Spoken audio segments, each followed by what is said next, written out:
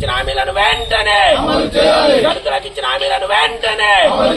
దళితులకు ఇచ్చిన హామీలను వెంటనే దళితులకు ఇచ్చిన హామీలను వెంటనే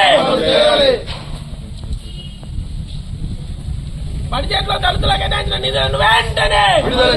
బడ్జెట్ లో దళితులకు కేటాయించిన నిధులను వెంటనే బడ్జెట్ లో దళితులకు కేటాయించిన నిధులను వెంటనే బడ్జెట్ లో దళితులకు కేటాయించిన నిధులను వెంటనే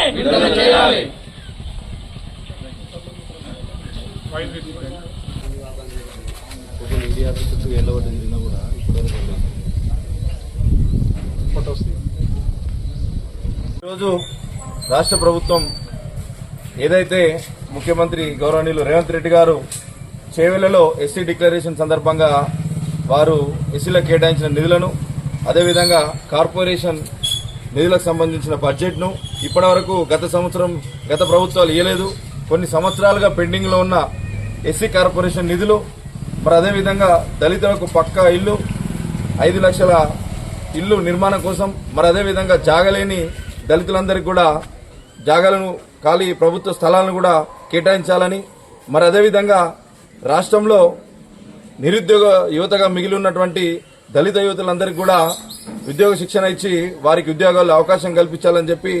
ఈరోజు రాష్ట్ర పార్టీ పిలుపు మేరకు మేము ఎంఆర్ఓ గారికి వినతి పత్రం ఇవ్వడం జరిగింది. వెంటనే మీరు ఏదైతే హామీలలో ఇచ్చినారో అవన్నీ కూడా నెరవేర్చి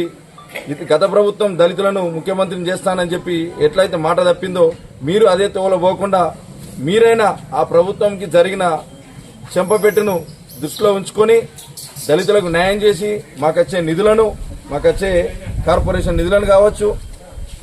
వివిధ పనిముట్లు కావచ్చు, వ్యవసాయ రంగంలో కావచ్చు, ఏదైతేనేమి దళితులకు పెద్దపీట వేసి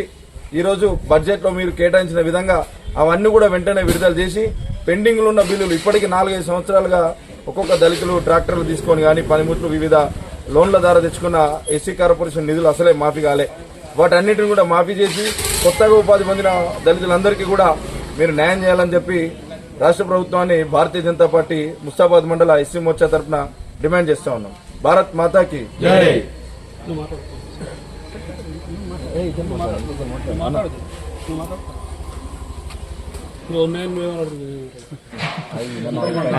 రికార్డ్ అవుతుంది.